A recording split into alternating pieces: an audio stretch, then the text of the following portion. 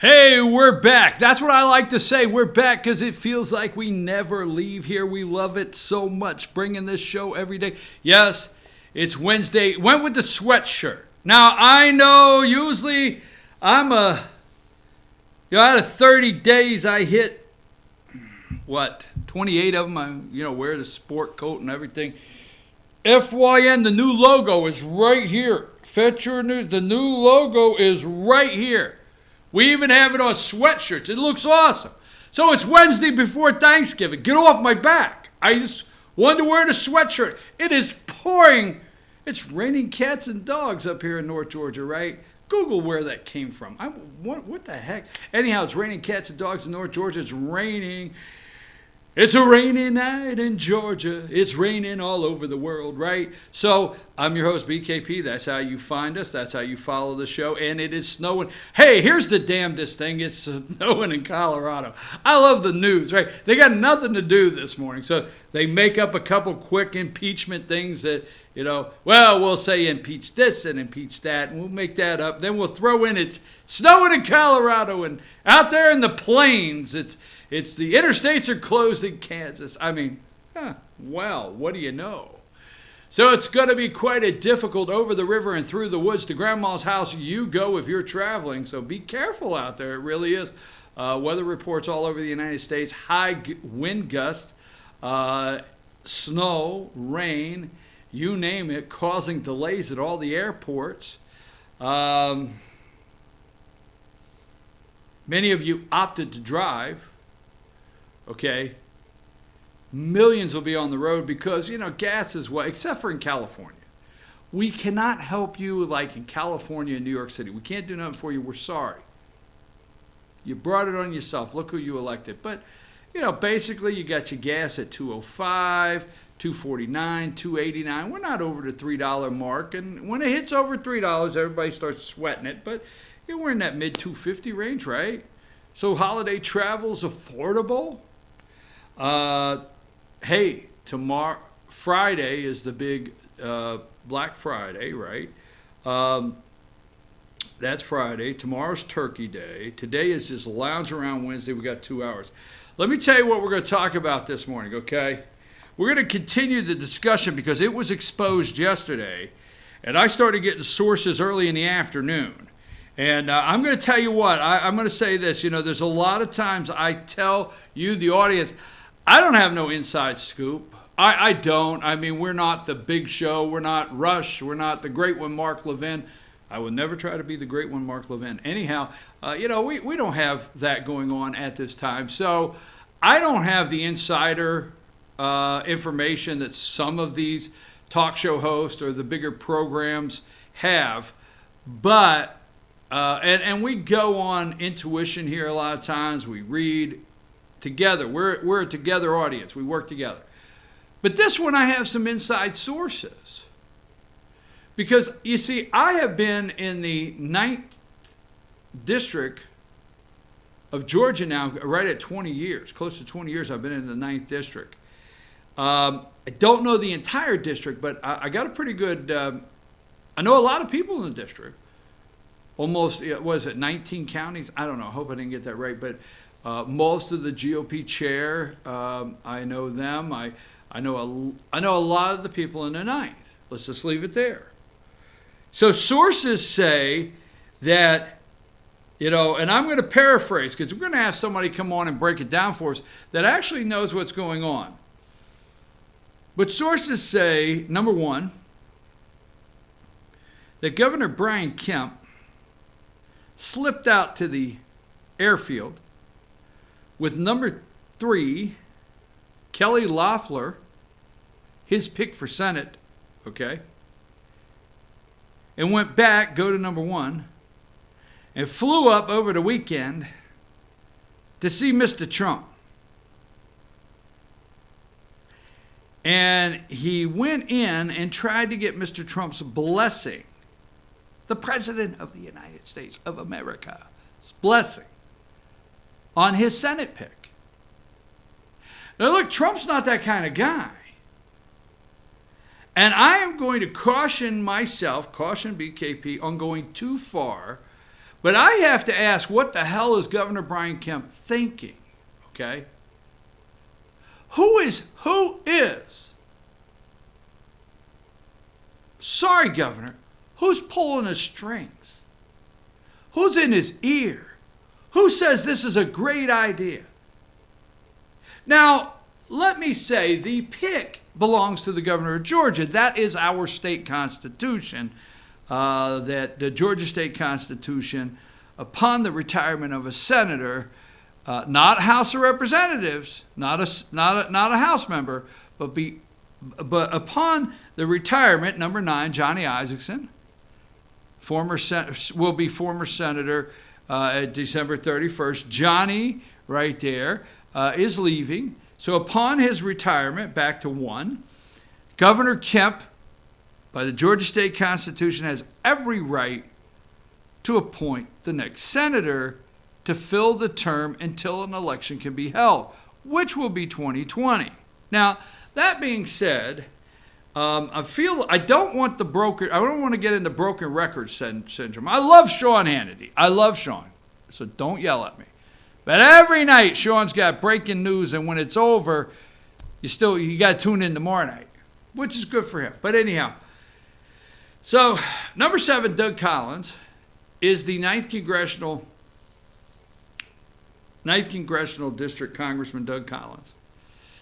Put in his resume early on, applied for the job early on, all right? Now, and I want to throw this out here because we got a lot of questions. Georgians need to ask some questions here. Now, back to 1, I guess. There's Congressman Collins that the president has endorsed. Congressman Collins. But let's start all over. Johnny Isaacson announces his retirement. The governor comes out, and early on, this was applauded by okay, he's not going to be an establishment guy.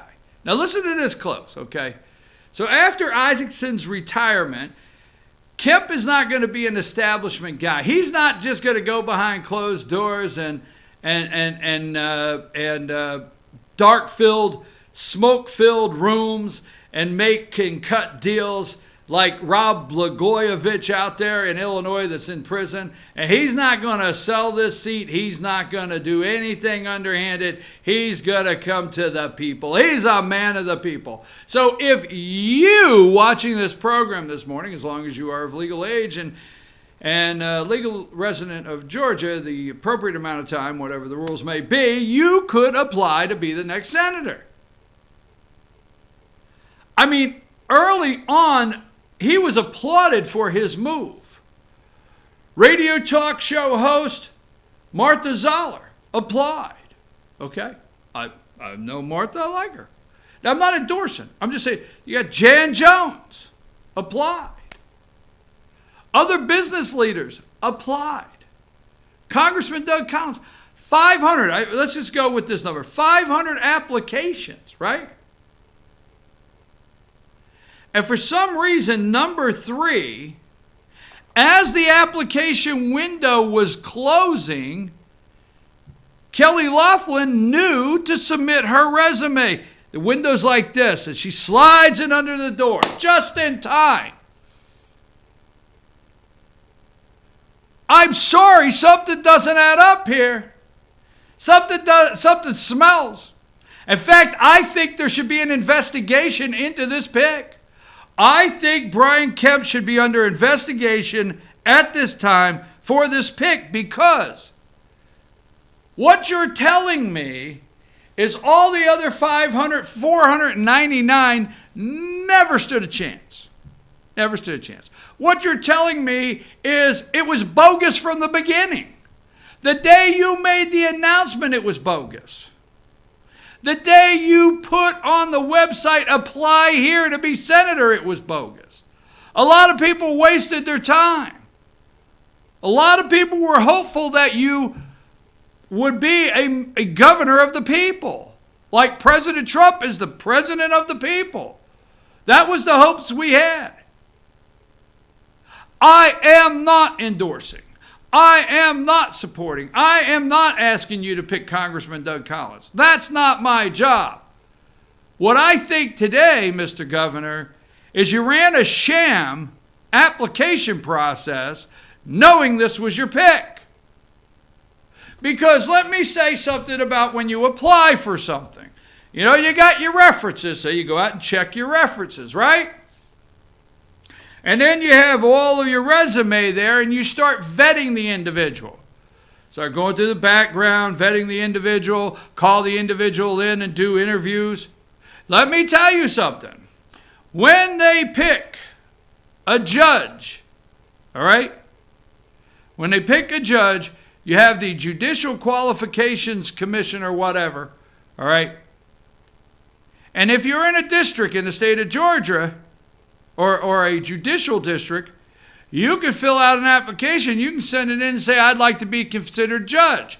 Then a 9-panel, a 5-panel, or a 6-panel, I don't know how the hell it works, how many numbers, they get together and they go through everybody and they whittle it down to like 2 or 3 that they feel are the best candidates. And then those candidates, they all get an interview. And then those candidates, after the interview, they, okay, get moved over to the governor's office for consideration.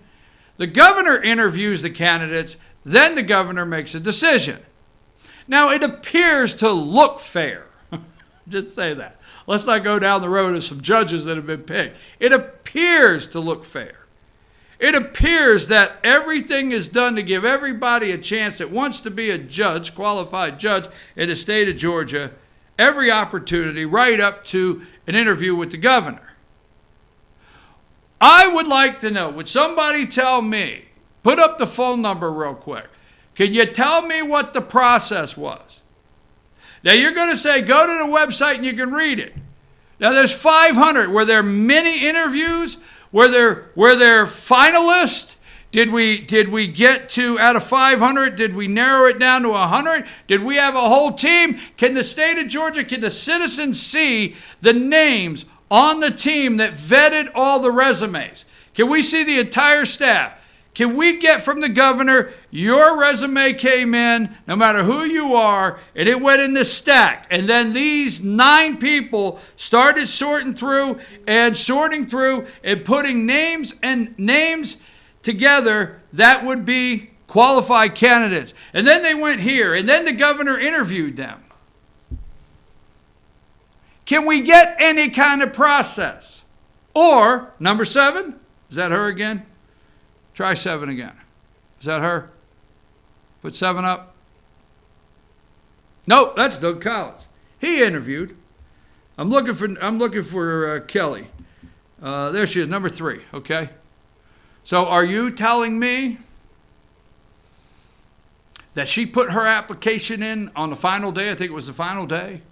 Are you telling me when she put her application in, Kemp was surprised? Well, look who's applying. Are you telling me that when she put her application in, that's when her vetting process happened? Are you telling me there's meetings with the governor that us, the people of Georgia, rural Georgia, that pulled his ass over the finish line against Stacey Abrams, which this woman has said is an aspiring woman?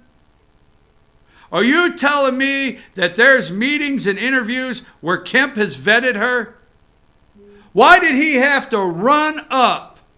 Why did he have to run up to Washington, D.C. in hopes to get President Trump's support? Why? I want to know, Mr. Governor, what did she tell you in the interview?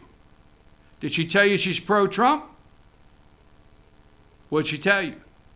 Did she tell you that she would defend the President of the United States in the first of the year if the Senate goes into a trial, impeachment trial, that she'll defend the President of the United States? Did she? Did she tell you she would?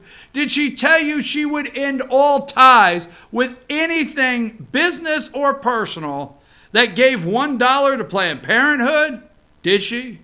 Did she tell you how she felt about red flag laws and if she was more of a Second Amendment supporter or a Pat Toomey, Pennsylvania supporter when it come to common sense gun legislation? Did she? What do we know? Is she pro-life? Is she pro-choice? Okay. Who is she? I want to stop hearing successful business. Well, great. I'm happy for her. Here's the bottom line, okay?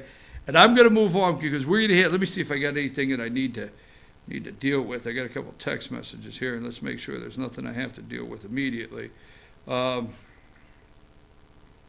right, so anyhow, we're going to have at 8:30, we're going to have Debbie Dooley's going to join us, number 5, okay?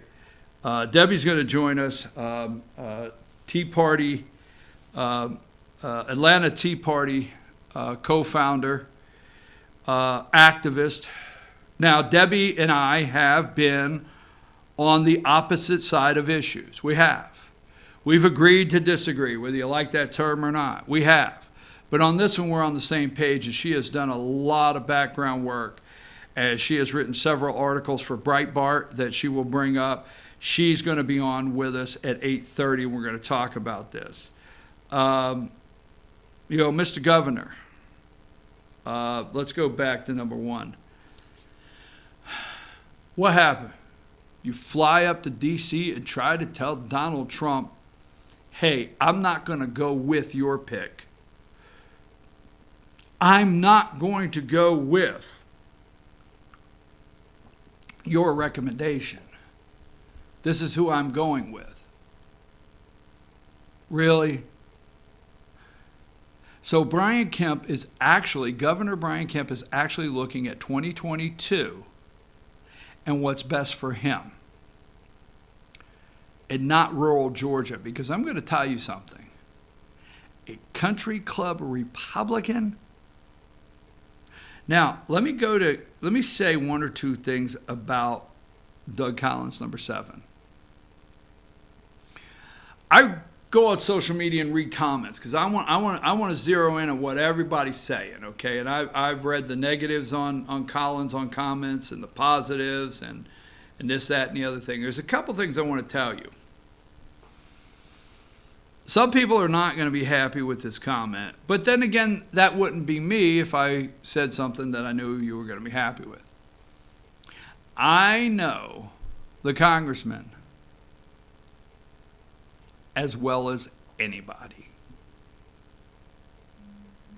Give you a minute to let that absorb. I know the congressman as well as anybody. Now, you understand I said congressman, not Doug Collins. I mean, there's Doug Collins, Georgia Senator Doug Collins, and there's Doug Collins that bagged groceries in Gainesville to work his way through college. And there's Doug Collins that cut grass as a kid, all that. And I'm not hyping the guy. I don't know that Doug Collins. I know Congressman Doug Collins. I know this. I know he was elected under Barack Obama's administration. I know he was congressman his first terms under Boehner and Paul Ryan. I know he served on committees. Okay, he was served on committees that he was not able to get subpoenas. You see, you hear subpoena, you never heard that out of the Republicans. Why did the Republicans in 2 years not do what they had to do? Because when guys like this and guys like Jim Jordan and guys like Nunes wanted a subpoena, and guys like Trey Gowdy, they couldn't get a subpoena. Paul Ryan wouldn't sign off on them. So for those of you that feel he went up there and he got in with the elite and he got in with the lockstep with this one and that one, he positioned himself knowing Paul Ryan would be leaving. He positioned himself knowing, not knowing they would lose the House, but he positioned himself knowing that when Donald Trump was elected, the American people said overall, the Paul Ryan type Republicans need to go. And he knew it. But what he did do, he made sure at all times he positioned himself and elevated himself and got to where he could do what? Defend the President of the United States. It's hard on the House side. It's easy on the Senate. On the Senate, you're in a majority, so it's easy to come out to the cameras. On the House side, you're in the minority, and you have to fight and chew and claw to get anything in these committees because the Democrats are not allowing them any power whatsoever or any ability to subpoena or do anything. no matter what the media tells you. So that's what I know. I know every question I've asked Governor Kemp, did you vet, did you review, did you look at Kelly Loeffler? I know every one of those questions we have an answer to. Now, you may not like them. Not him, the answers to the questions. You may say, I dislike or I wouldn't appoint Collins because of X. But there's something you can point to. There's something you can point to. And that's what I don't understand. And when the President of the United States asks you to go with this congressman to help him continue the battle that we elected the president to do, and continue the battle that we elected the president to do, and anticipated that we elected a governor to help, and then you go suburban Atlanta country club Republican woman? Really? All right. So you know what? I've got to, I don't want to take a break. I'm not ready yet. Okay.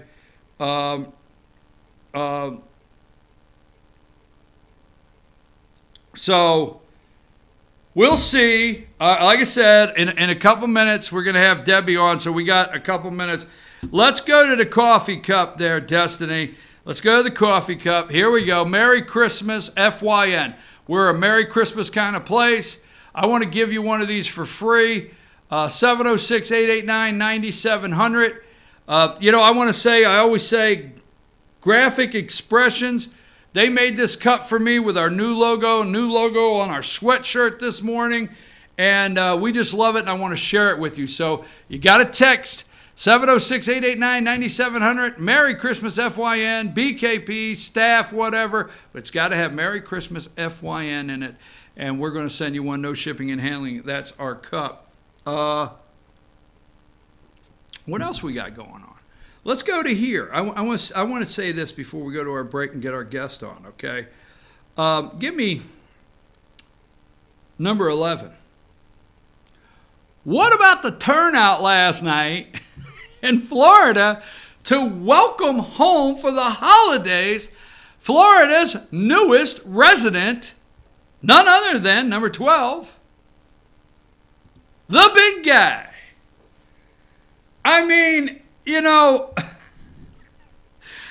Trump rolls right into home. He is now considered a legal resident of the state of Florida. He said, Bloomberg, what's the other guy's name? The mayor of New York. I tried to forget it, so it's working. He said, forget New York. I don't live there anymore. I live in Florida. I'm a resident of Florida. It's time to retire and go to Florida. And they gave him, it was an awesome rally. Hello, Ron DeSantis. Now, there's a governor in Florida that I think gets it. I think he gets it. Governor in Florida gets it. I'll tell you what, I'm just thinking out of the box. I hope it doesn't come to this, but I hope Brian Kemp doesn't pick this lady, and then the next thing we know, after he picks her, okay, that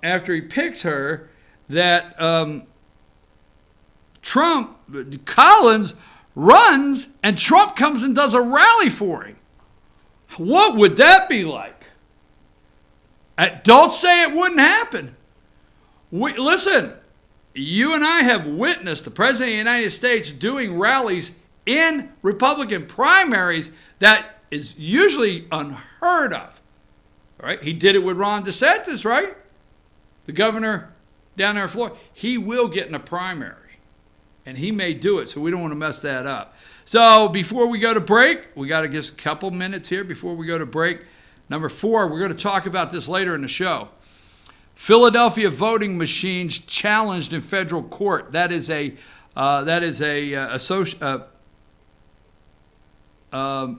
Associated Press. Is that who they are? Anyhow, they're being challenged in federal court. Now, I was in Pennsylvania on their election day, and they have new machines, just like Georgia has new machines, just like a lot of states have new machines. You see, I am not going to say the old machines were great, But don't think for 1 minute that there's not something going on with all of the states have been talked into getting new machines. You know what? 17% of the vote for the 2020 election in Pennsylvania was affected by these new voting machines and inaccurate counts. It's a good article. We're going to get into it on the show. And then we always have to show you why not. Perfect day, number 6. There's Conan. And that's the look on his face when he said, "Ma, I'm at the White House. I took down al-Baghdadi. I'm the guy. I'm the pooch." And that was him this week. So I'm your host, BKP. We're going to take a brief break. When we come back, number 5 there, Debbie Dooley, will be on the line with us because we're going to break down what's happening. I'm in the 9th District. Okay. Rural Georgia, Brian Kemp, you have to have rural Georgia to get over the line. Take us a break.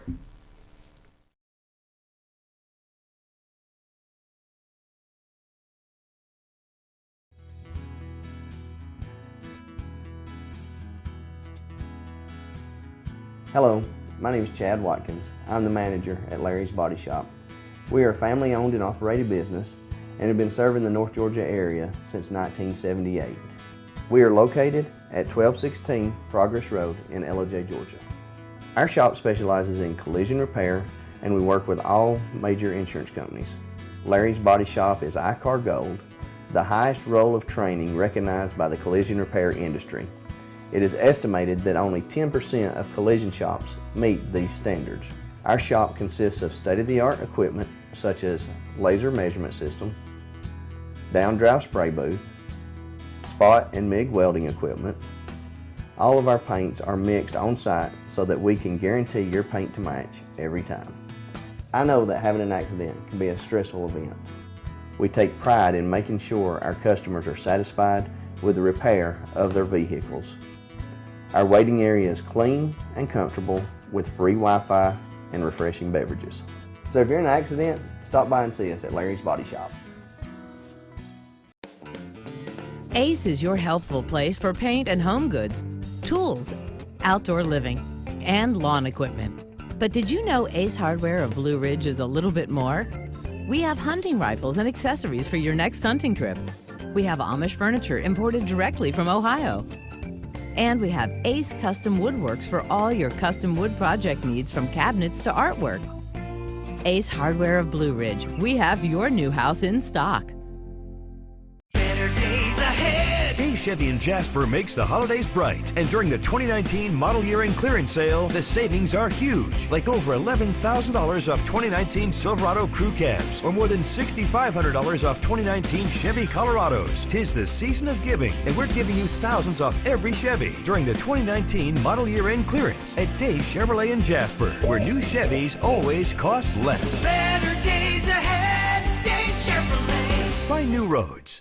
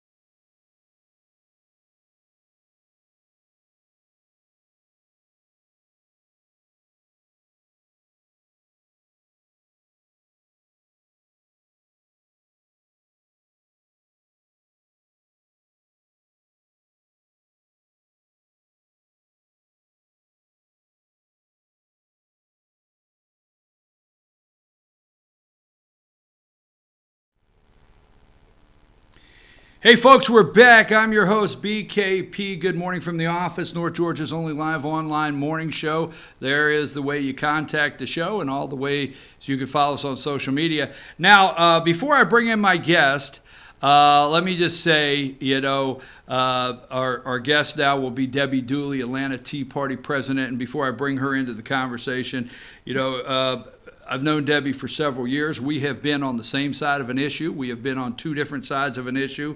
We've agreed to disagree, but we've always, Debbie, come up with, we're working towards in the same direction. Let me say that. And today we're definitely on the same page. My guest now, Debbie Dooley. Debbie, how are you? Doing great this morning. How are you guys doing? Well, we're doing great. We can't wait for Thanksgiving. I'm really caught off guard with Governor Brian Kemp in his in this Senate pick. But I've been talking about it for days. You have written several articles with Breitbart. You and I have talked about the president making a little sneaky trip up, or the governor to see the president to try to introduce Kelly Loeffler as his pick. Let me just turn it over to you. What's going on, Debbie? What is going on is President Trump is in the political fight of his life. He needs a fighter like Doug Collins in the Senate, because the Senate will be the one that votes to remove him from office after the articles of impeachment come from the House. And so he wants somebody he can depend on, and that's why President Trump and a lot of his close folks are pulling out all the stops to, encourage Brian Kemp to choose Doug Collins. Sean Hannity on his TV show last night gave Doug Collins a sounding endorsement. Brian Kemp, I am not sure what happened to him, but Kelly Loeffler is her husband owns the New York Stock Exchange, which to me is a big conflict of interest for a senator to have a husband that owns the stock exchange. She also has a WNBA basketball team named the Atlanta Dream. She is co-owner of this basketball team.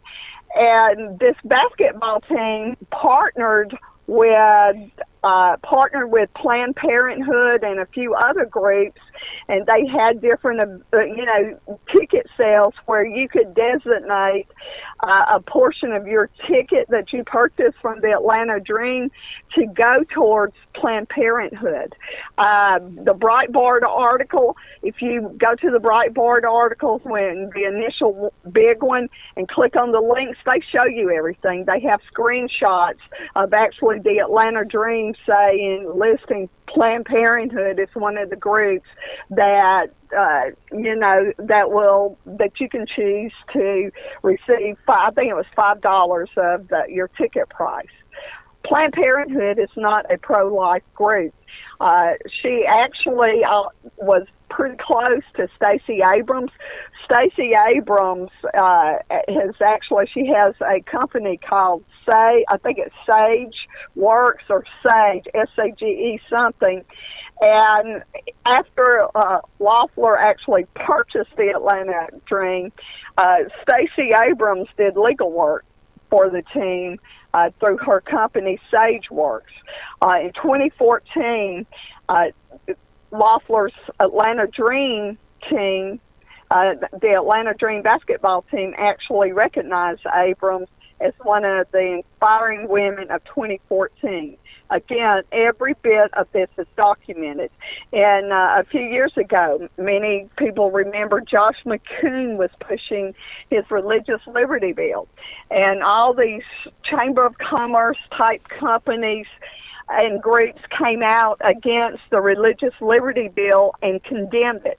Kelly Loeffler's team, the Atlanta Dream, was one of the teams that actually signed on to the letter condemning the religious liberty bill. Folks, Loeffler folks are trying to say, oh, she's a conservative, and, this. She gave $750,000 to Mitt Romney when he ran for president in 2012. She did not give one dime to Donald Trump in 2016. She did not give him any money until after he was elected, which, you know, he would benefit their business. So she shunned him in 2016. What is going on is the folks like Brian Kemp are turning their back on the rural areas that actually got them, helped get him elected. That's what I want to, excuse me, just a minute. I'm sorry, but that's where I want you to go now. Tell me, I want you to get that out. I'm sorry to interrupt you, but tell me what you think Kemp is thinking by wanting to appoint Kelly Loeffler. What do you think Brian Kemp, the governor, is thinking in this? Because I think you were going in that direction, and that's what I want to know. Why do you think he's considering this Kelly Loeffler for the Senate seat?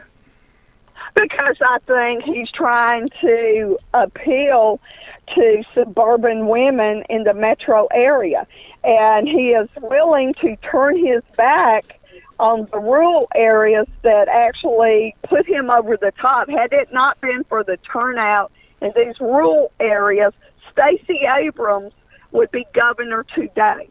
And he is turning his back. He assumes, and I believe incorrectly assumes, that they will support him no matter what. So he's, it's like you take a girl to the dance, and when she gets to the dance, she goes off and starts dancing with somebody else. Well, that's exactly what Brian Kemp is doing in regard to the rural voters. Well, and I think he's going to be in for a rude awakening, because I know his office has been slammed with phone calls, and I can tell you, I am hearing there's going to be more endorsements coming out today for Doug Collins. Well, Debbie, I'm going to say this, and I'm going to give, I'm going to tell the viewers why I picked you to come on the show to discuss this with us, because when the resume process ended, and when Brian Kemp first came out, the governor, and Johnny Isakson announced his retirement, and he came out saying, hey, I'm going to take applications. Actually, that was being looked at as, you know what? He's not going to kowtow to establishment. He's going to give anybody and everybody in Georgia an opportunity to apply for this. So my question is, what was the process? If there was 500 applications, what happened to the other 499? Did they go in the trash? How did this woman know to slide her application under the window right before it closed? Did she have pre-meetings before she put the application in? Was she guaranteed the job before she did it? Because she's high profile. She's not going to take that kind of chance, Debbie. And when it came through, can we get access and some transparency in Georgia on the meeting she had with Kemp? And did Kemp ask her all these questions? Do you see what I'm saying? You are right on target. I don't believe anybody out there that thinks about it from a logical perspective would believe somebody as rich and high profile as Kelly Loeffler is would risk her reputation by applying for something that she doesn't know she's going to get. She's not going to do that. I think it's been in the works for 2 weeks, over 2 weeks. I think it has been in the works. She's had meetings, and before, rumor was that in 2013, had she decided she was going to run for Saxby Chambliss' seat in 2014, that she would probably, Governor Kemp's campaign consultant was going to be her campaign consultant at that time. In fact, he was quoted in an AJC article about it, and at that point she hadn't made her mind up, so she hadn't attained a consultant. But he was quoted as saying, she'd be a game changer, she would be great, and things like that. I think it has been in the works for a while. Who's pulling the strings? Who is in? And this is some of the questions I have, because if memory serves me right, and I'm not going off the computer screen, I didn't put any data together. Kemp won by about 50,000 votes. Am I around the right area? Yeah. Around 50,000, okay? I sit in a district, the 9th district, which happens to be where Congressman Collins is, that we have the 50,000. We have the 50,000 he needs. We got the 14th district over here. I can name rural districts all over the state that have the votes to get him over the line. Who is he listening to inside? Who's surrounding him that says, hey, this is a good idea, and don't worry, I don't know if they're saying this, but don't worry about the 9th district. They'll be there anyway. Who's in his ear?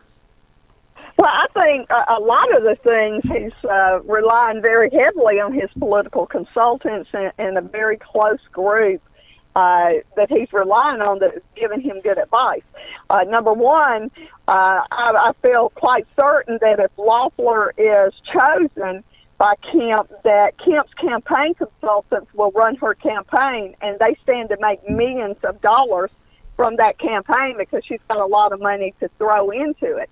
I also believe that after what happened in Kentucky and Louisiana, I think a lot of the Romney Republican, the country club Republicans like Loeffler that actually have dinosaur fossils embedded in her kitchen, decorations and things like that.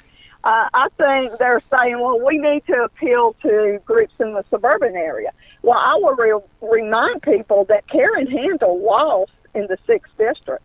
And she's a woman, but she was defeated by, a Democrat woman, Lucy McBath. So being a female Republican did not help Karen Handel in the metro area in the 6th district. They're looking at Kentucky and saying, "Oh wow, we lost the governor's race, so we've got." Yeah, but we know why we lost the governor's race in Kentucky, and we know why we lost the governor's race in Louisiana, and we know it has nothing to do with the president. And anybody that's reading those tea leaves and transferring it to Georgia is totally wrong, my opinion. Let me say this, Debbie, because I want your take on this right here. Alabama is about as red state as you can get, and I think speaking for myself, I just did not see a Democrat becoming a senator in Alabama. And this, although I've had some people say that I'm going overboard, but this could actually cause the steps. This could actually put in place mechanisms that Georgia could end up with a Democrat senator in 2020. What say you? I say you're absolutely correct, because I'm hearing from people all over that are saying they're not going to support Kelly Loeffler. And in fact, a lot of people are saying that they will not support Brian Kemp again in 2022 if he chooses her. People are livid, and I'm not talking about just, the kind of Tea Party leaning conservatives. I'm talking about I'm hearing from other Republicans that are livid that he's actually considering Kelly Loeffler, and that's wrong. He's not only putting the Senate seat at risk in the jungle primary in 2020, he's putting his own governorship seat at risk in 2022. People will sit out, and in Kentucky, voters got mad because the governor took off a Tea Party candidate that had been, when he was elected, he had this Tea Party woman running on the ticket as lieutenant governor. He kicked her off this year, and it caused a lot of controversy. And what happened was that a lot of people that would have voted for Bevin had that not happened either set the election out or they voted Libertarian. If you look at the high number of Libertarian votes, had even a portion of them voted for Matt Bevin, he would have won. And I think here in Georgia, that's definitely at risk for happening. All right. You're right. You're as normal. You're right on target, and you've been on the front lines.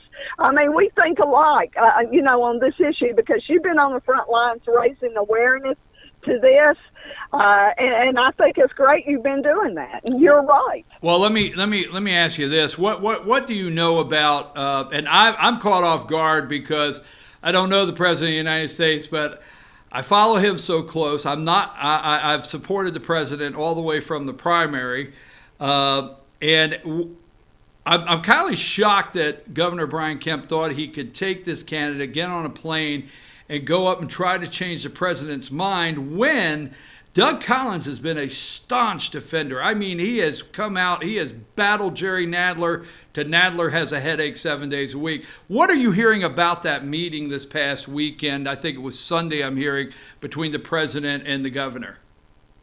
Well, number one, the fact that it was actually leaked to the press shows just how hard the White House is fighting for Doug Collins. Governor Kemp wants a senator that will work to implement the Kemp doctrine, so to speak, which is like, he's moved toward the center.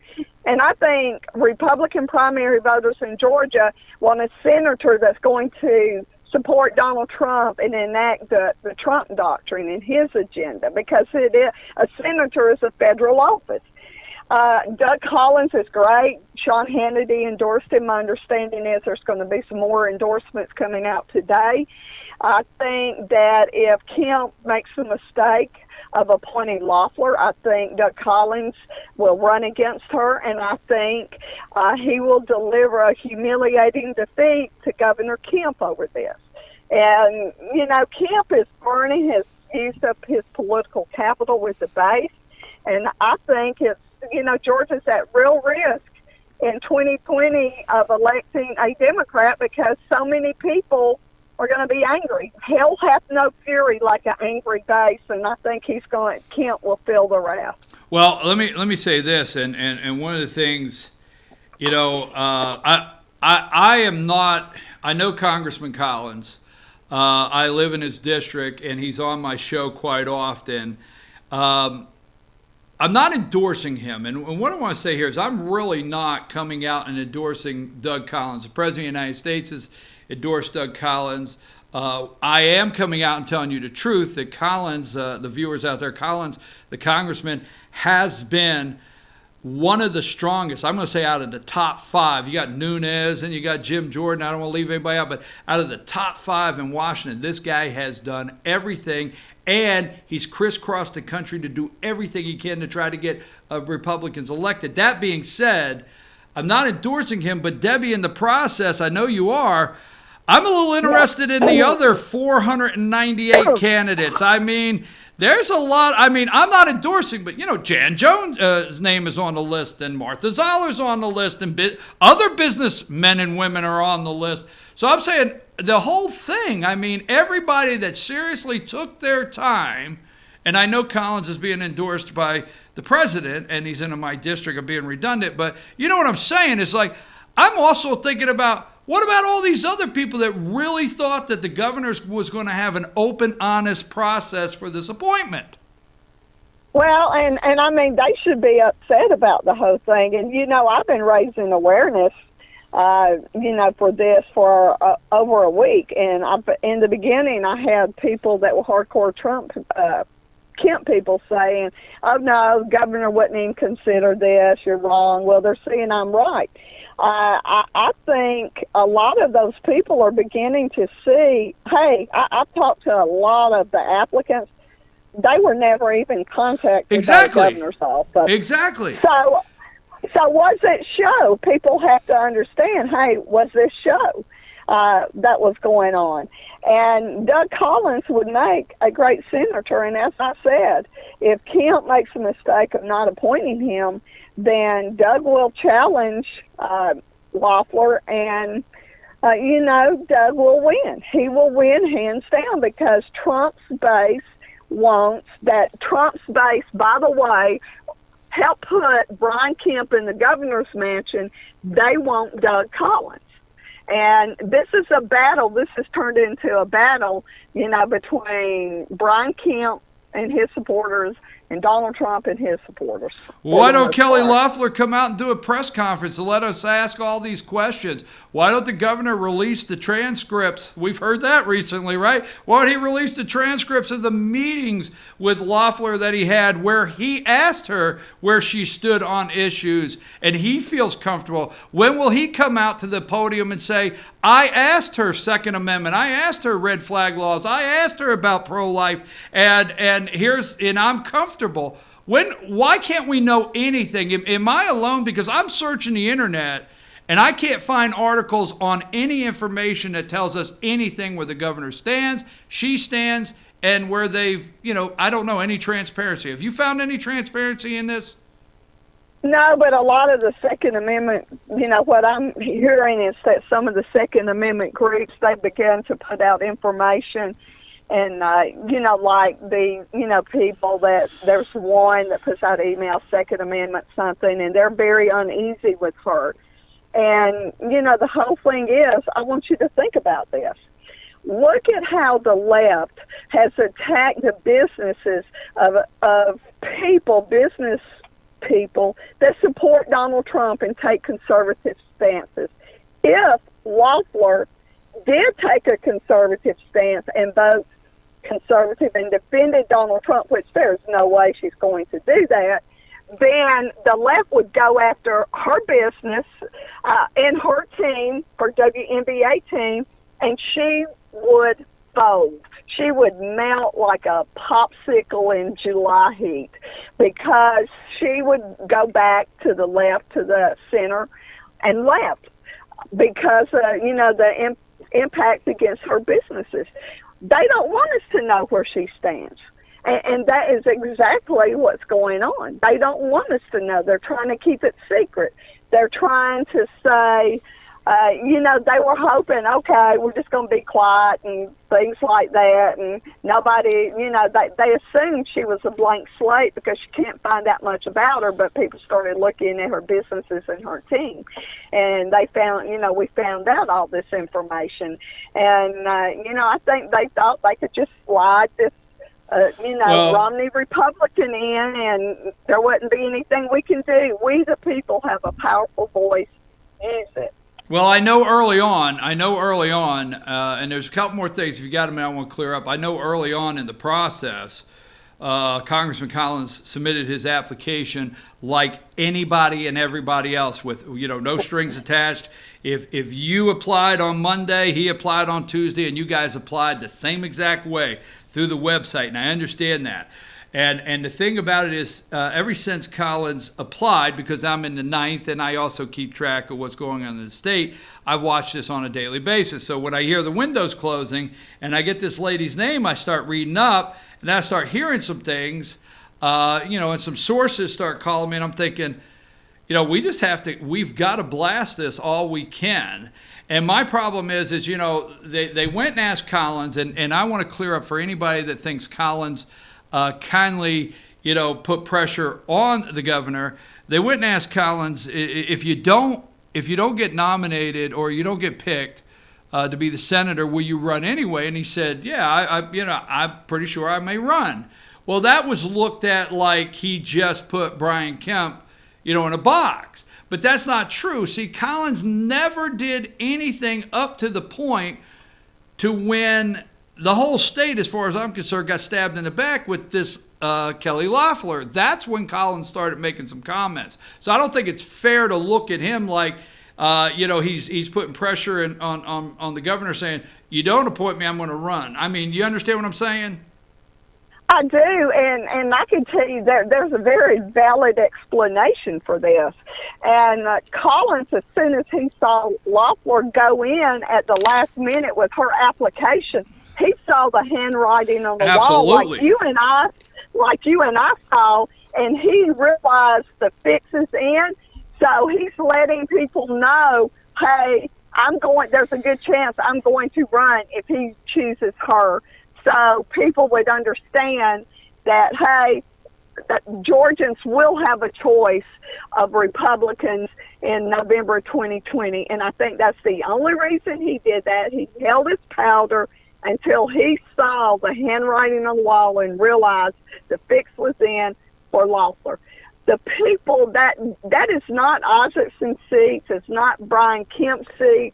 The Senate seat is a people seat, and I think we need, if Kemp selects Loeffler, we need a choice, and I think Doug Collins is simply giving Georgians what they want, which is a choice. Well, Debbie, really quick, I want to say for all the viewers, Debbie has written several articles you can find on Breitbart. They've published them since, I won't say my show. I say sometimes I'm just out here crying in the wilderness. And if one day we can get picked up and more people hear us, but you have paid attention. You've watched several of our segments. We appreciate you. You wrote several articles in Breitbart. Now there's articles in the Daily Beast. There's articles in the AJC. It's national now. It's on national TV, and the Wall Street Journal is the one that broke this. And the Wall Street Journal, Georgia Governor Trump appear to be at odds at Senate pick. Just a quick opening, folks. President Trump quietly met Sunday in the White House with Georgia Governor Brian Kemp and the governor's preferred pick to fill the Senate seat, Atlanta businesswoman Kelly Loeffler. But the private huddle turned tense and ended quickly, according to people familiar with the meeting. Mr. Trump has preferred Republican Doug Collins, a Republican who has vocally defended the president during the impeachment process, and he told Mr. Kemp that he preferred Collins. I understand right here, it sounds like he didn't get to stay long, and it sounds like it didn't take long before the president of the United States, Donald Trump, said, excuse me, did you not get the message? What, Debbie? I think you're absolutely correct, and this is what's unique about it. Is the fact that when the Wall Street Journal was actually working on the story, before they published it, they called the governor's office to get a comment on the meeting, and the governor's office would not give them a comment on the meeting. And then once the Wall Street Journal posted it, they gave them some comment like Governor Kemp is promoted, just like political speak, and supporting someone that's going to be a strong supporter of Donald Trump. And, Donald Trump's fighting for his political life. He needs Doug Collins in the Senate. Collins is in the House. He's on Judiciary now. By the time the next the senator would take office, the articles of impeachment will have gone to the Senate.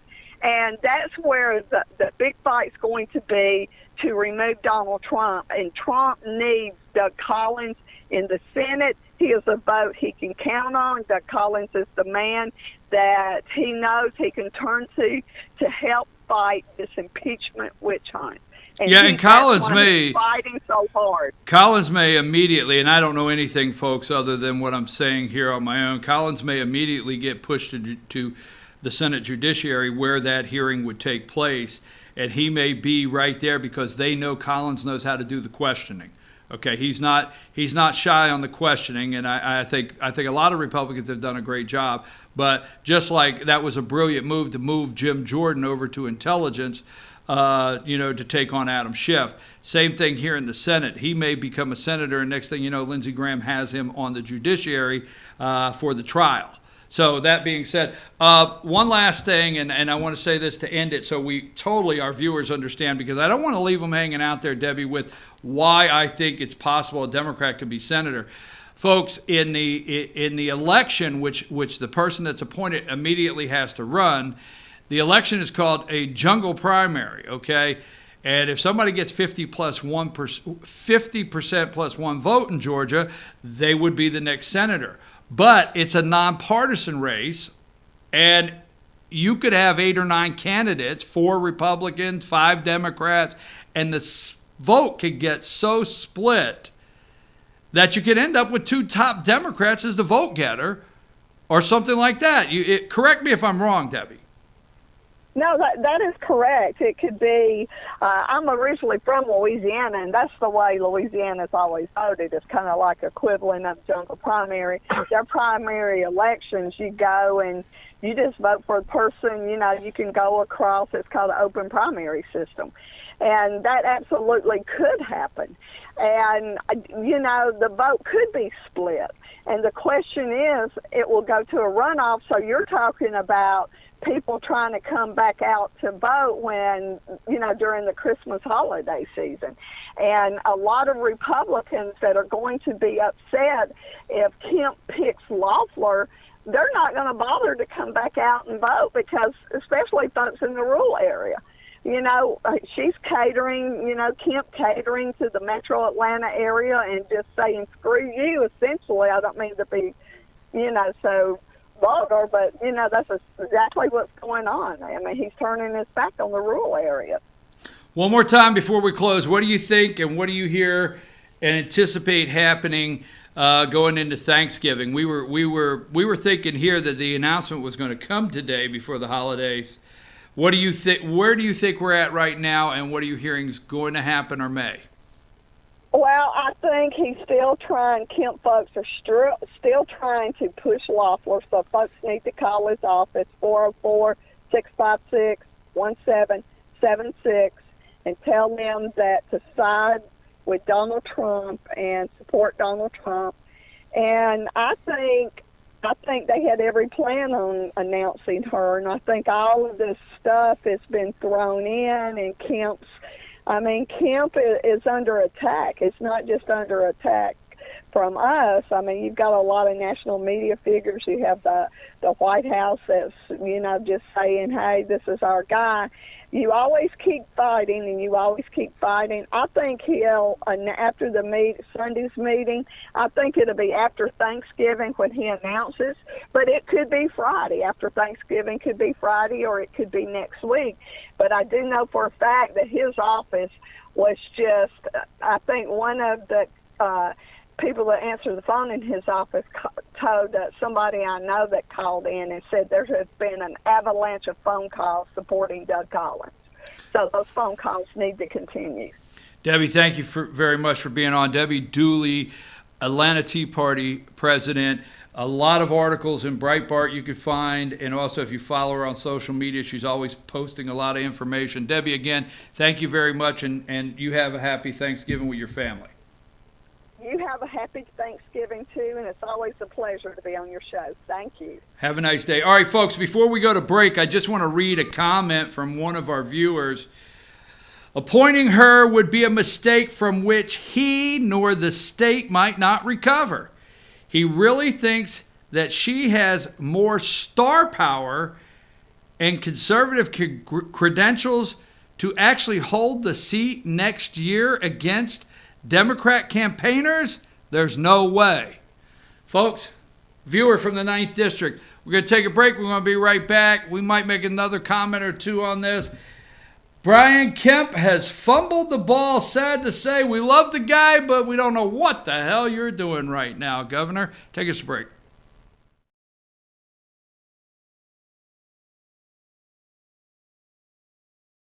In 1981, Reed Nicholson began selling tires out of an old barn in Mineral Bluff. Little did he know that he had just laid the groundwork for the most trusted names in automotive services in the Blue Ridge area. In 1997, Nicholson Tire Center became what it is today, holding the same values of faith, family, and great customer service. 2 locations to serve you, and the Blue Ridge location is currently expanding to offer fast service and the largest U-Haul provider in Georgia. Nicholson Tire Center, Blue Ridge, and Mineral Bluff. I'm Jeff Riblett, president of Asset Protection Group. As a certified financial planner and with 20 years experience, I've helped thousands of families and business owners create a tremendous amount of wealth. Fortunately, most of that wealth has been protected. Don't allow an unforeseen life event, such as a nursing home stay or the next market meltdown, destroy your family's wealth. Be smart. Call me. Let's determine how best to protect your assets and preserve your wealth.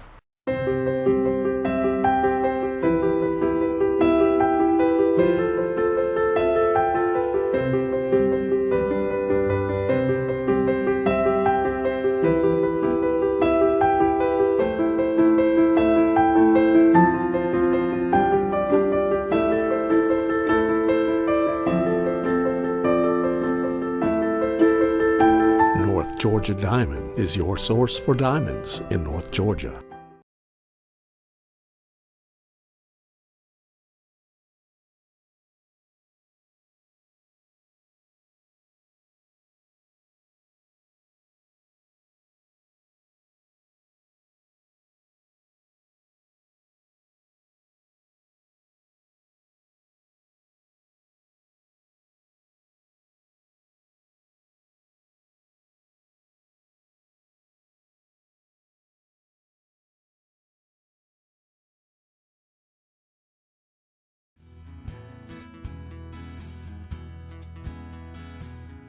Hello, my name is Chad Watkins. I'm the manager at Larry's Body Shop.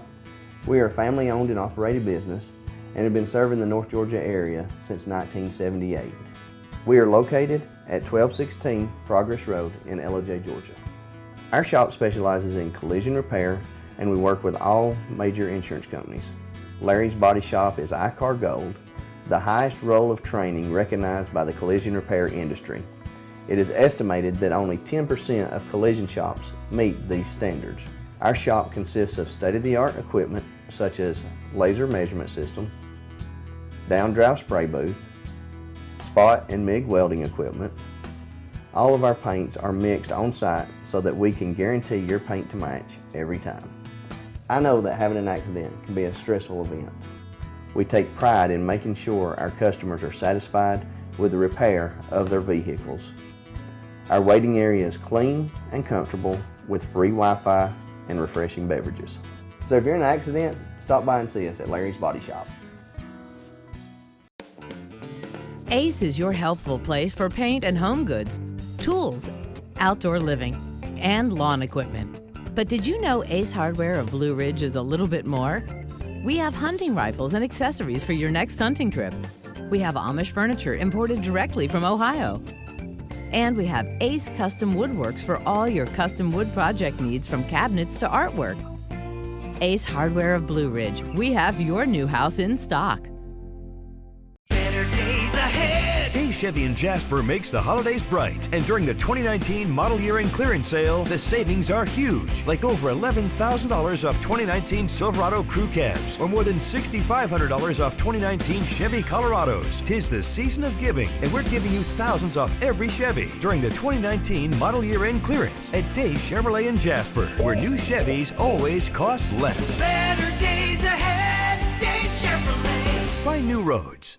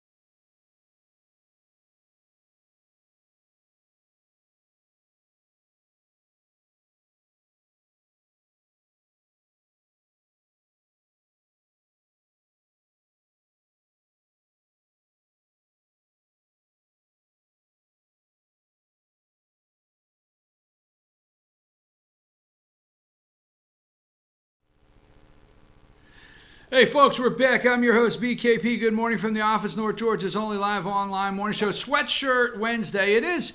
We will not be here tomorrow, okay? We want you to spend the day with your family. The only reason to do a show on Thursday, Thanksgiving Day, is to help you cook a turkey, okay? Now, leave that up. Phone number, chief, social media, there you go. And there's no need to be here on Thanksgiving Day. Everybody should be with their family, friends, or doing a project. Now, my dad tricked us and told us that on Thanksgiving you're supposed to work a half day. What? What? Oh yeah, you go out and work a half day. Your mom and your aunts and all of the girls, they're in there fixing the dinner. You get out of the way and you go to work a half day. All right, sure. Boy, there you go. Anyhow, that being said, I always enjoy, there was a time when I was cynical. I always pause to give the audience the time to chuckle, right? But I would say, and I would see Fox News, and I would see them like, okay, first, you cut the wrapping off the turkey. Don't put the turkey in with the wrapping and all. Thaw this puppy. You got to thaw him. You can't put him in there froze. You'll be cooking him for 92 hours. And I'm like, who are you doing these cooking shows for? And then, you take it out of the wrapper and you preheat your oven and you get the little bag out. There's a little bag, You can make some gravy with that there. You pull a little bag of innards. Get the innards out. And then you wash that thing real good. And you got your baster and you can inject it in spots and make that nice buttery taste inside. All the above, right? So they do those shows, and I'm wondering, who do they do the shows for? But you know what? I'm not cynical anymore. There are people that are doing their first Thanksgiving, and they want to do it right. And there's a couple, oh, come on. Don't be mean on the day before Thanksgiving. There's a couple dumbasses out there that actually do not know you take the plastic off the turkey first, pull the innards out, wash the thing, thaw it before you put it in an oven. Sorry, I had to say it. Anyhow, so there's no need to be here tomorrow. And Friday, everybody's going to be enjoying shopping, and everybody's going to be enjoying all the light-up events in North Georgia for all the towns, all the Christmas trees and the children. So I guess that was the longest possible way I could tell you. We will not be here tomorrow and Friday. Also, our coffee cup. So right there, be one of the 20. I'm not going to tell you, but we're in single digits. So go ahead, let's get this over. Merry Christmas, FYN or BKP or FYN and staff. It doesn't matter, but you got to say Merry Christmas, FYN to that number. Text it to that number. And we will have our staff contact you as soon as we get ready to mail them out. By your text message, you will receive a reverse text. We will text you back and say, okay, please give us the following information so we can mail your coffee cup to you, because shipping and handling is included. And I want to thank Graphic Expressions for making this cup for me with our new logo. Also, Graphic Expressions made this sweatshirt with our new logo. I love it, FYN. Thank you very much. Now, I want to talk about this briefly because when we come back from the holidays, we have to start bringing this up. And just like Kelly Loeffler, let me go there for a minute. Let me just wrap up a couple things, okay? This is national. I had Debbie Dooley on the show, and I'm not going to say this generated out of this show. I'm not going to do that, okay? I don't know. We do have viewers. We are online. We do tag people in our show so they will see and hear. And we don't know where they are shared to and who gets the information. But then Debbie wrote several articles for Breitbart, even put a link to our show in one of her articles at Breitbart. And she has written several articles. It has gone national, flat out gone national. And this is a story from yesterday from the Daily Beast. Trump, Georgia Governor Brian Kemp appear in conflict over the Senate pick report. Emma Tucker reports on the 26th from the Daily Beast. President Trump met Sunday in the White House with Georgia Governor Brian Kemp and Georgia's governor's preferred pick to fill the state's Senate seat, Atlanta businesswoman Kelly Loeffler. According to the Wall Street Journal, the private meeting ended quickly. Sources familiar with the meeting told the Journal as Trump told Kemp that he would be taking a risk by appointing a politically untested businesswoman. At one point, the president asked, "Why are you even holding the meeting at all if Kemp had already made the decision? Why are we holding this meeting? If you've already made a decision, why are we holding this meeting?" Trump has previously urged Kemp to appoint Republican Doug Collins, to fill the seat. Kemp has resisted the pressure from Trump, instead aiming to lean towards appointing a female or minority candidate, according to the Journal's sources, Wall Street Journal. During the Sunday meeting, Kemp told the president that he was open to his opinion. According to sources, the Georgia governor reportedly kept the secret meeting from some top aides, while Trump also did not disclose the meeting to senior White House aides. The two men spoke again by phone Monday. According to people familiar with the call, the governor's team has discussed announcing the decision after the Thanksgiving holiday. So that's according to the Daily Beast. He's going to announce after the Thanksgiving holiday. I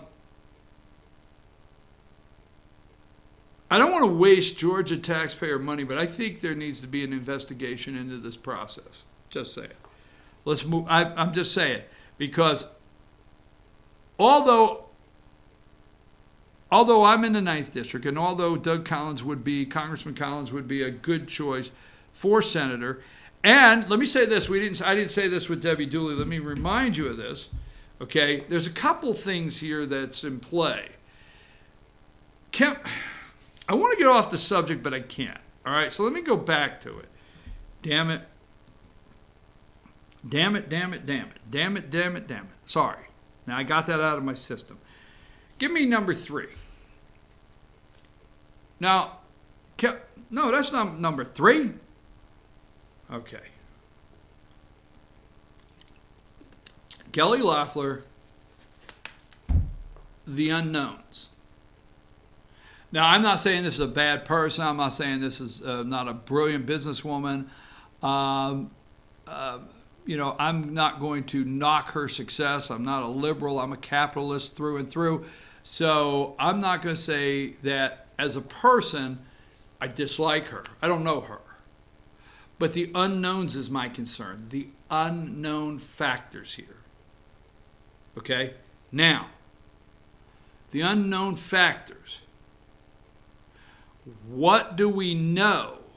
We know the President of the United States of America, Donald Trump, went to Washington, D.C. to drain the swamp. We know all the things that's been said on the internet. Trump went to D.C., turned the lights on, and all the roaches took off. Okay? We see the daily swamp rearing its head, trying to battle back, trying to fight. We see the swamp trying to remove the president, a duly elected president of the United States, from office. We see the swamp try investigations, anything and anything they can do to try to remove a sitting president. On and on and on. We know that. We know right now we can only afford to have any Republican in Washington, D.C. that will support the President of the United States. Not just support, defend, battle for, and help him in swamp removal.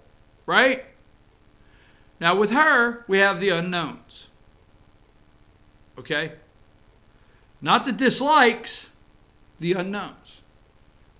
I can't give you the dislikes of this lady. I can't.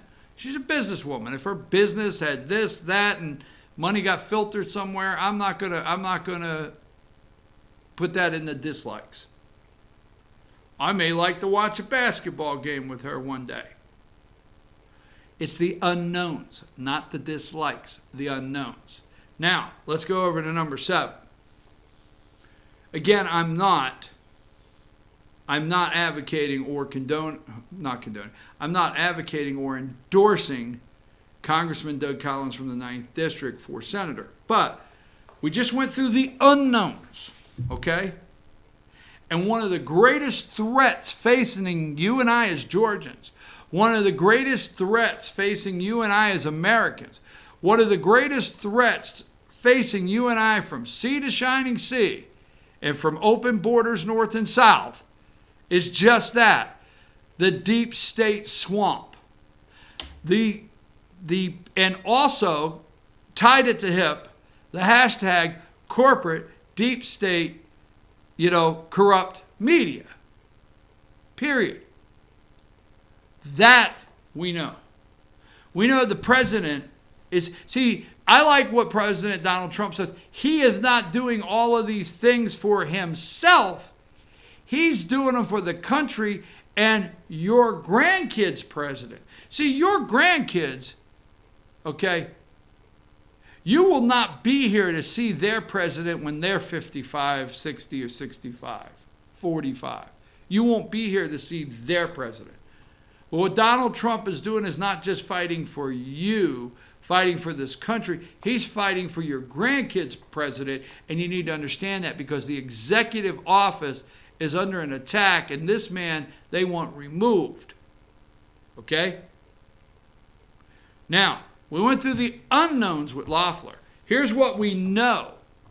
We know we need a senator picked that will go out there and, like a bulldog, like a Georgia bulldog, and just battle and battle and battle for the president of the United States, Congressman Collins. These are the known, the things we know, not the unknown. We need a senator that will go out there and find every TV camera, go on every show, go everywhere nonstop, okay, and battle for the president. We know that about Congressman Collins. So we know our number one, our A list. You remember back years ago before computers took over everything and you had an A, B, C list on the day of chores. A, you had to get it done. Our A list right now is to save the presidency of the presidency of the United States of America and keep Donald Trump in and get him reelected. That we know with this man. See, Kelly has all the unknowns. Now, let me give you the last thing we know. We'll group it like this. The last thing we know is the Georgia House District, the 9th District of Georgia, is the third most Republican district in the United States of America. I think there's one out in Texas and one in Kentucky that is more Republican, votes more Republican than the 9th. We are the third most Republican district in the United States of America, the 9th District. So here's what we know. We know the governor can appoint a senator that will defend the president of the United States.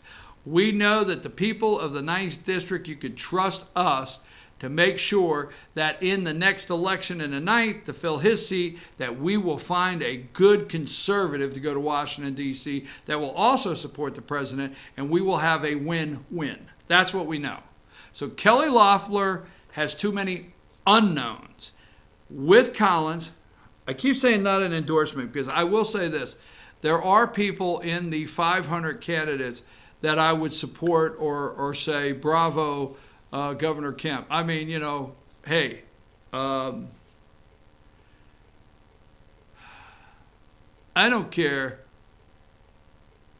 if you come out and pick a gas station attendant from South Georgia. I don't care.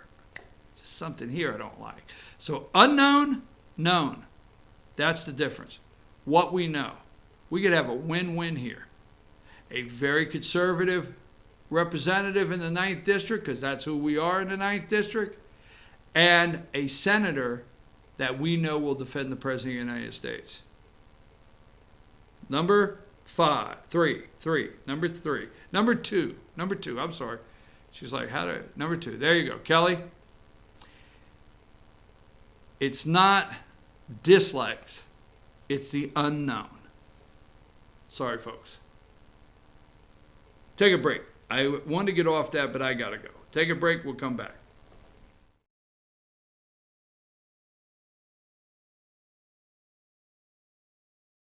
1981, Reed Nicholson began selling tires out of an old barn in Mineral Bluff. Little did he know that he had just laid the groundwork for the most trusted names in automotive services in the Blue Ridge area. In 1997, Nicholson Tire Center became what it is today, holding the same values of faith, family, and great customer service. 2 locations to serve you, and the Blue Ridge location is currently expanding to offer fast service and the largest U-Haul provider in Georgia. Nicholson Tire Center, Blue Ridge, and Mineral Bluff. I'm Jeff Riblett, President of Asset Protection Group. As a certified financial planner and with 20 years experience, I've helped thousands of families and business owners create a tremendous amount of wealth. Fortunately, most of that wealth has been protected. Don't allow an unforeseen life event, such as a nursing home stay or the next market meltdown, destroy your family's wealth. Be smart. Call me. Let's determine how best to protect your assets and preserve your wealth.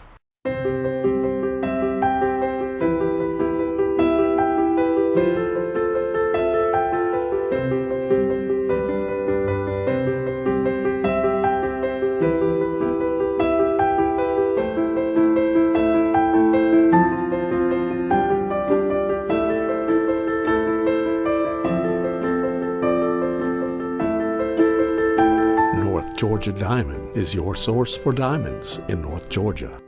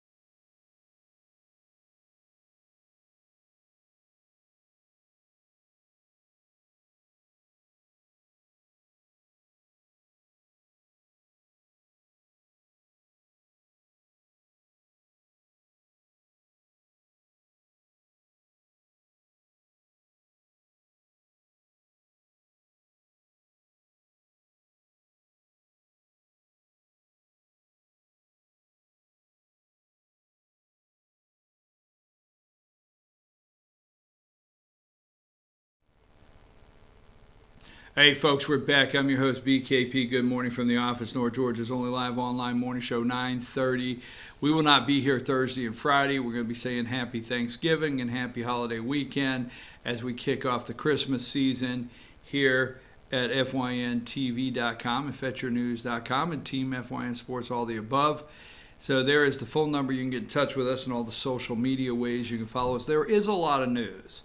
I'm not bypassing all the news out there. It's going to be here Monday, I promise, okay? It's going to be here. There's a lot of news. There's a lot of things going on. I just didn't want to get into a lot of deep subject matter today. There are two more things I want to do before we close. I want to tell my little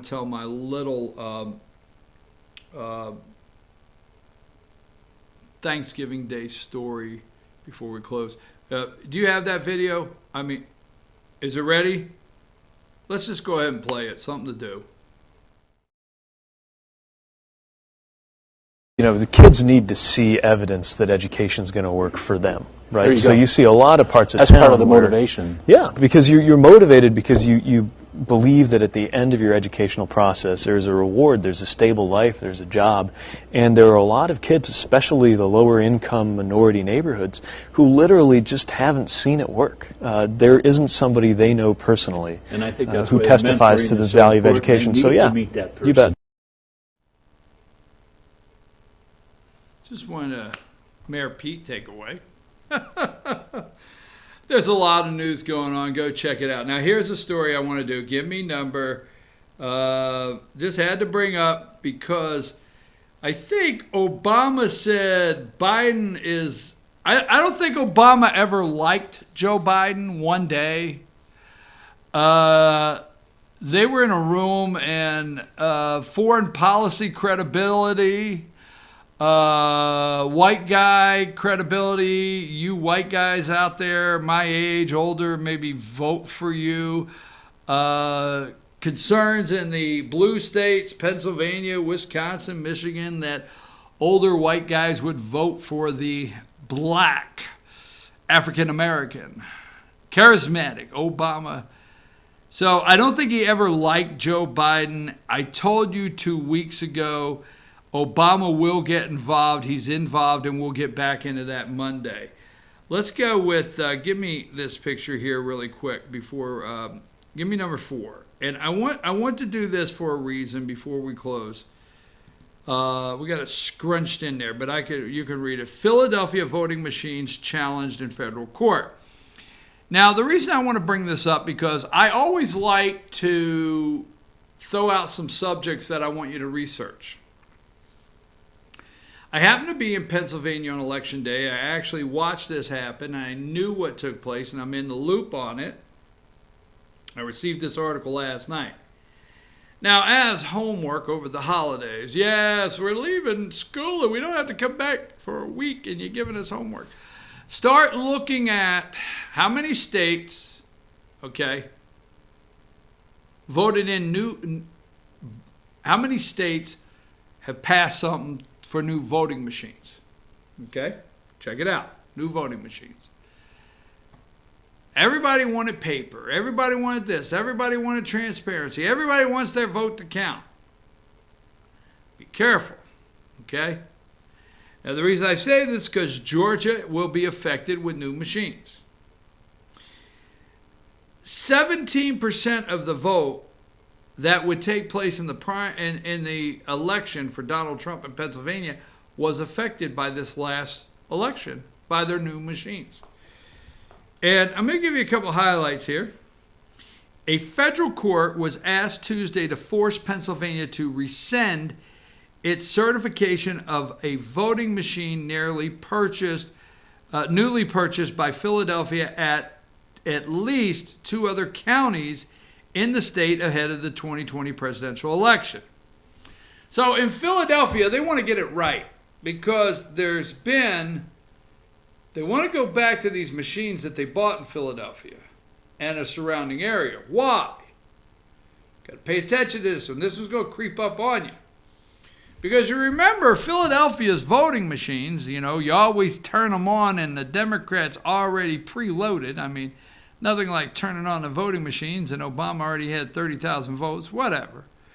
But remember when Mitt Romney, I know he was ultra white, and I know he was, Herman Munster and goofy as hell, but still yet. Nobody accidentally, remember in Philadelphia, nobody accidentally voted for Romney? Didn't even by accident. Now, in the last election, and I want you to pay attention to this, I keep saying this because this is going to happen. We're going to all right? In the last election, Trump brought in votes in Philadelphia. All right? Now, we waited, I think it was 2 o'clock in the morning before they said declared, or 1:30 in the morning, before they said that Trump had won Pennsylvania, right? I knew at 11:30. My internals were 11:30 that Trump had pulled enough Philadelphia votes. There was no way Hillary could overcome him in the center of the state. Trump pulled Philadelphia votes. And they knew with the number of votes that Trump pulled in Philadelphia, in the area there, no way he could be overcome. It's just you had a Democrat Secretary of State, and you had a Democrat governor that would not call it on Hillary until the fat lady was singing or something. The filing cast doubt onto how 17% of the Pennsylvania registered voters will cast ballots in the April 2018 primary election, as well as next November, when the state is expected to be one of the nation's premier presidential battlegrounds. 17%. Okay? Now, what are some of the other counties? Let me see if I can get blah, blah, blah, their agreement, blah, blah, blah, their voters, blah, blah, blah. See, machines. I know you don't want to hear that anymore. Okay.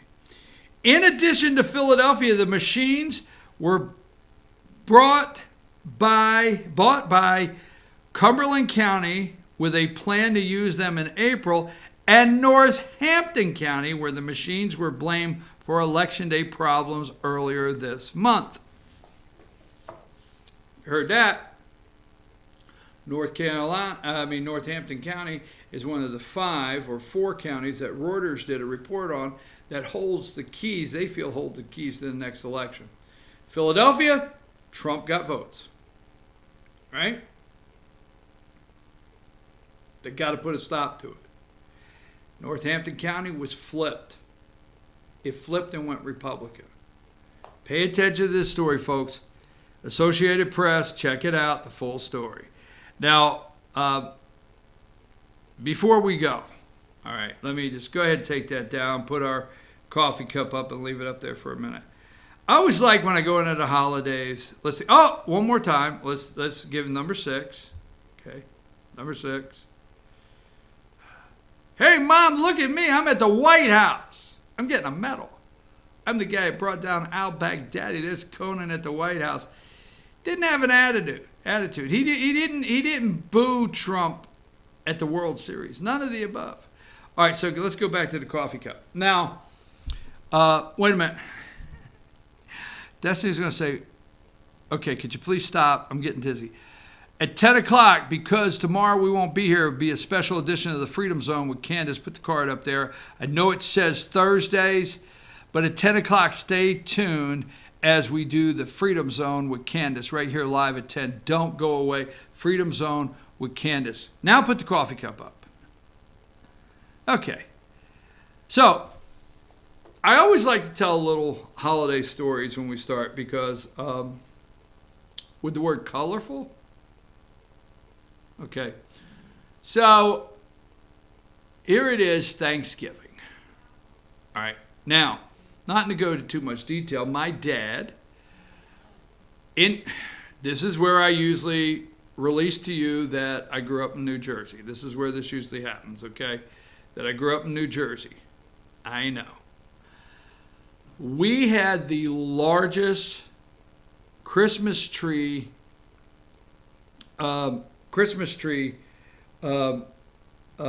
spot in the whole entire state. Largest one, okay?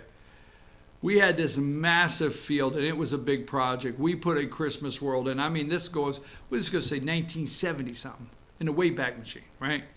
So out in western Pennsylvania, all right, big Christmas tree farms. Big Christmas tree farms. It's beautiful out there. You get in western Pennsylvania, the Christmas tree farms are amazing. So this one gentleman that my dad struck a deal with out in western Pennsylvania to clear his entire Christmas tree farm, truck it into New Jersey and sell these. I mean, I knew what a Fraser fir was from the time I was 3. Okay. Fraser, you got your Douglas, you got your White Pines, you got your this, you got your that. Okay, short needle, long needle, falls out, don't fall out. Put 2 aspirin in the water, it'll stay. All the above.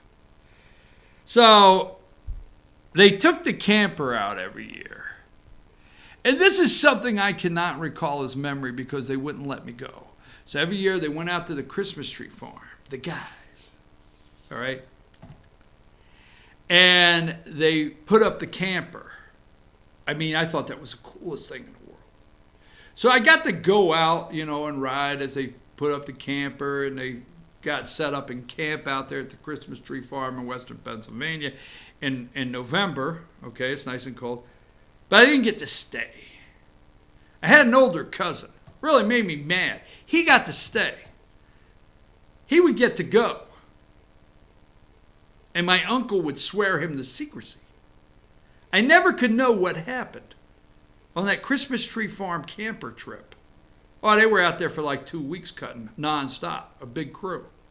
So my dad had major tractor trailers that were running in. I mean, you would see from western coming out Interstate 80, tractor trailers of Christmas trees, and he would come down and we would unload them on the lot. Now, 1970 something, although I was young, didn't mean I didn't have to work.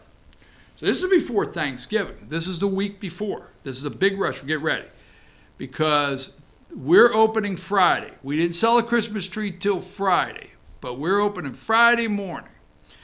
So my dad, we stringing lights, the bulbs, big bulbs, we're stringing lights. We have the wooden racks that are holding the Christmas tree. I mean, we build this Christmas tree lot. We have the speakers, 1970, we have the speakers with the Christmas music going, everything. And then my dad is also a distributor around the state. Every Christmas, not every, but most Christmas tree lots in the state purchase their trees from my dad. Rolling the trees, baby. So on Thanksgiving for years, 1970 something, on Thanksgiving Day, everybody had to work the Christmas tree lot. That was our tradition. We got the Christmas music going, okay, and I've told this story many times. We got the lights set, we got everything done, and we went home about 2 o'clock for dinner. That was Thanksgiving tradition. I mean, we did a Christmas world. I mean, it was awesome. We had the roping, we had the red bows, we had the big boards with red bows you could buy, you name it. It was so enjoyable and so much fun. I didn't realize I was working, and whoa, I just caught on to that. I didn't realize. Okay. I mean, when I was 6 years old, you could come up and, baby, I could shake out a tree and hold it and spin it for you and say, you like that one, and throw it on your roof and tie it down. I could do that. I can make it work. So anyhow, I'll never forget, we did this every single year. We put the trees there. And I'll never forget this one time, all right? Because on Friday, right? On Friday, we always did the radio remote. The local radio station was down there at our Christmas tree lot. And it was big. And I mean, we always had the radio. And we had big signs out front. Okay. And back then, you didn't go to 1 hour, and I always told this story. You didn't go to 1 hour, make a, banner store. I mean, it took a little bit to get these done. So I'm going to say it wasn't Thursday. I'm going to say it was Wednesday, because we worked that whole entire week, or Tuesday or whatever. So Thursday's coming, so Monday, Tuesday, Wednesday, and Thursday till 2 o'clock. We lived there. We get up in the morning. We're little kids. Because I'm the oldest, so you think if I'm there at 6, Jerry's there at 4. Lee, you've been on the show, she's 2 years old, and we don't have the last one. Okay, she's not available at that time. But we're little kids. We got. Now my dad's got the big camper set up on the lot, so you can go in there and get your hot chocolate and everything. It was great, right? Coffee. What do you do with a cup of coffee? You're 6 years old. I'm freezing. Okay. So anyhow, I'll never forget. So it's like a Tuesday. We got Monday through Thursday, because Friday's opening day. And let me tell you something. I'm 6 years old. I'll go with that. 5, 4, whatever. You work the lot. I mean, the school bus, you got off there. You worked till 10 o'clock at night. I'm telling now, Dad, you worked this till like 10. And I mean, we closed at 10. Closed at 10. Boom, lights went out. All right. So, and that's how I learned to find a short. Kids don't learn. I don't know how they learn things today. I mean, you're working the lot. You're 6 years old. And a string of lights go out. And Dad says, hey, we got to get them lights fixed. I don't know what the hell happened. There's a short. What's a short? Somewhere there's a short in the line. What the hell does that mean? I'm 6. I got to get past that. Anyhow, seriously, that's how I learned how to, fix lights and stuff like that. So anyhow, the guy shows up because we got these big banners, because we're on a highway. We get these big banners, Christmas trees, baby, Christmas trees. 2 red bows on the end, right? Guy shows up with the banners because back then, every letter you paid so much. Let's go to 1970 something. It's not, you can't get a $100 banner in an hour. You paid per letter, and Christmas trees, those are expensive banners back then, right? Guy shows up, I'll never forget, I tell this story every year. Guy shows up with 2 banners and lets my dad know how much money he saved him this year. Hey, Jerry, I saved you a lot of money this year on the banners because I reduced something down here. Let me show you. I saved you some money here so it wouldn't cost so much. And rolled the banner out and it said, Xmas trees.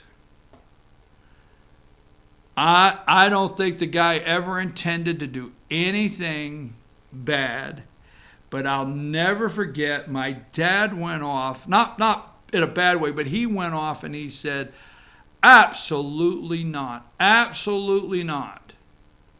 There'll never be a day that this Christmas tree lot takes Christ out of Christmas.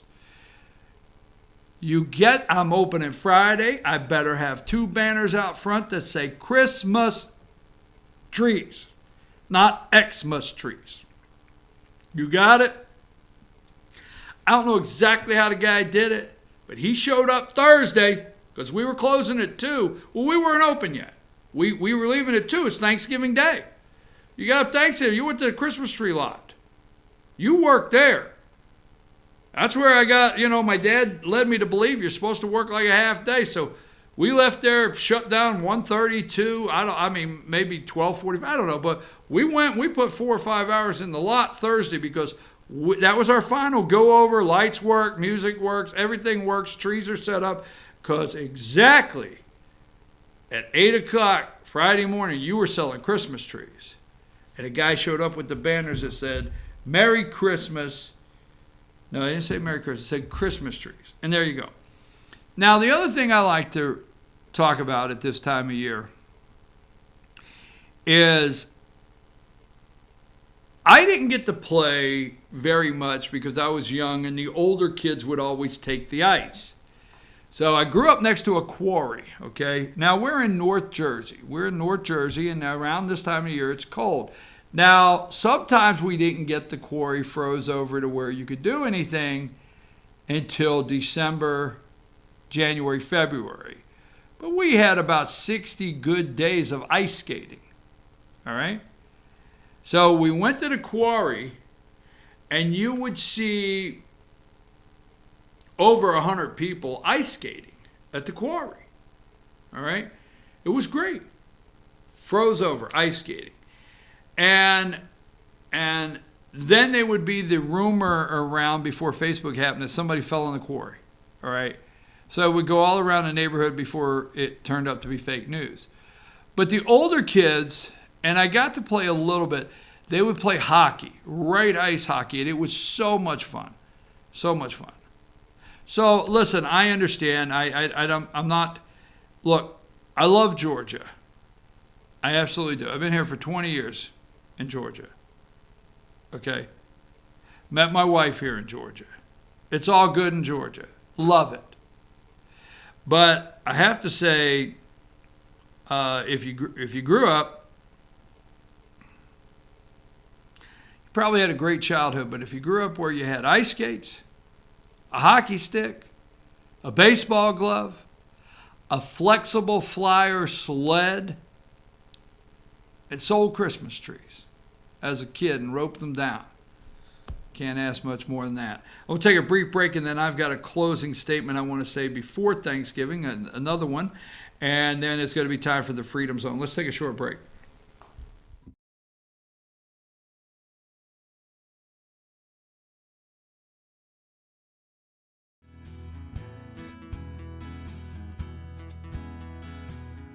Hello, my name is Chad Watkins. I'm the manager at Larry's Body Shop.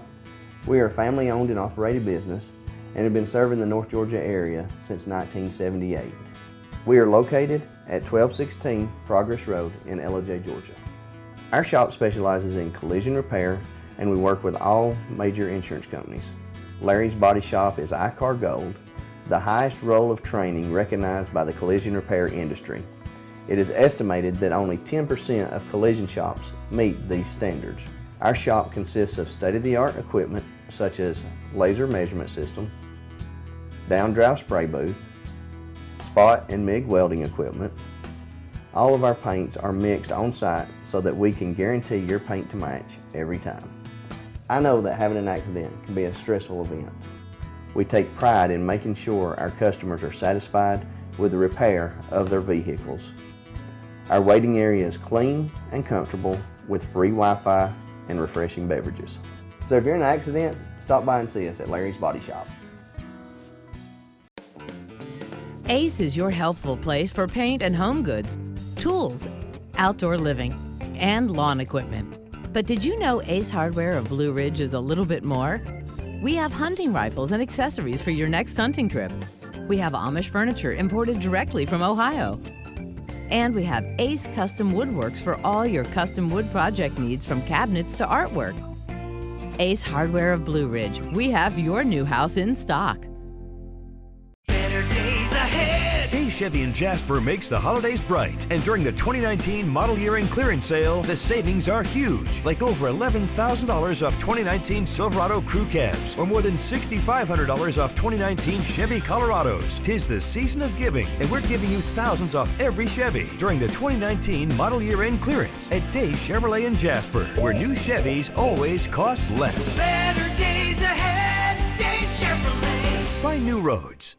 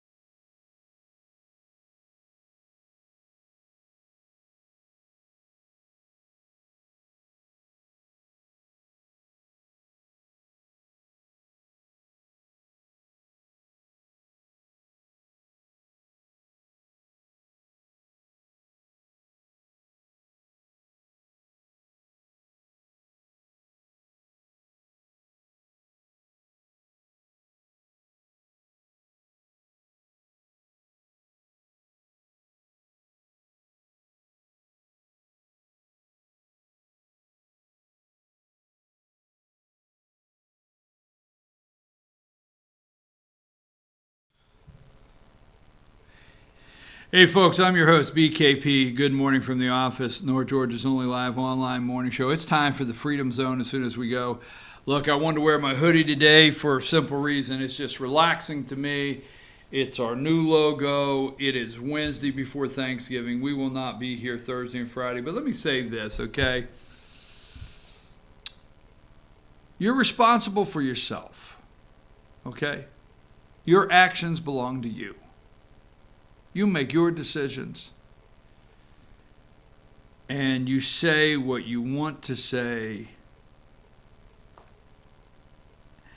You don't have to engage, okay?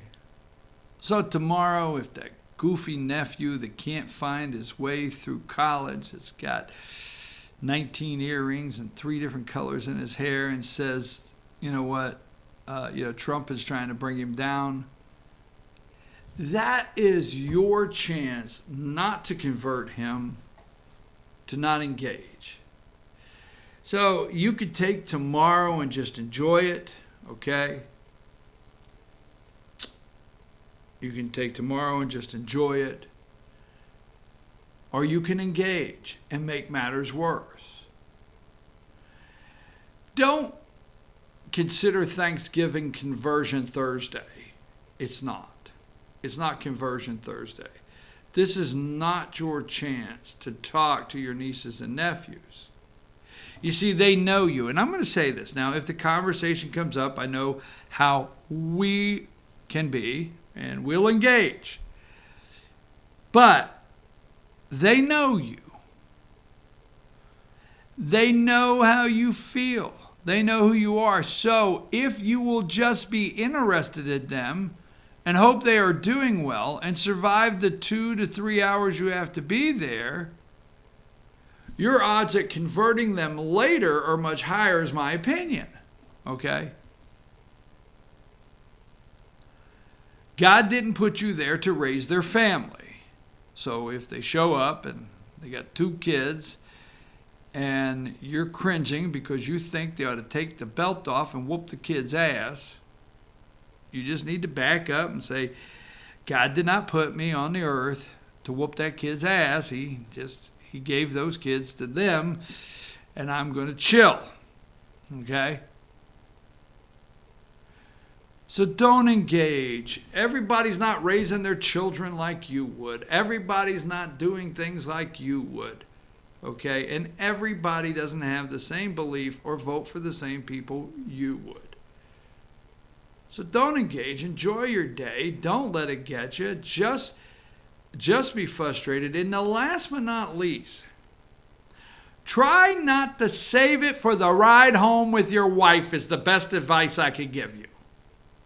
Because if you don't engage, and if you keep your cool, and if you act like a really polite person, and you eat your turkey, and you hope everybody's doing well, and you say, I hope you're doing good in school, and all the above, and then you get in the car and you say, oh my God, did you see this? Did you see that? She doesn't want to hear it.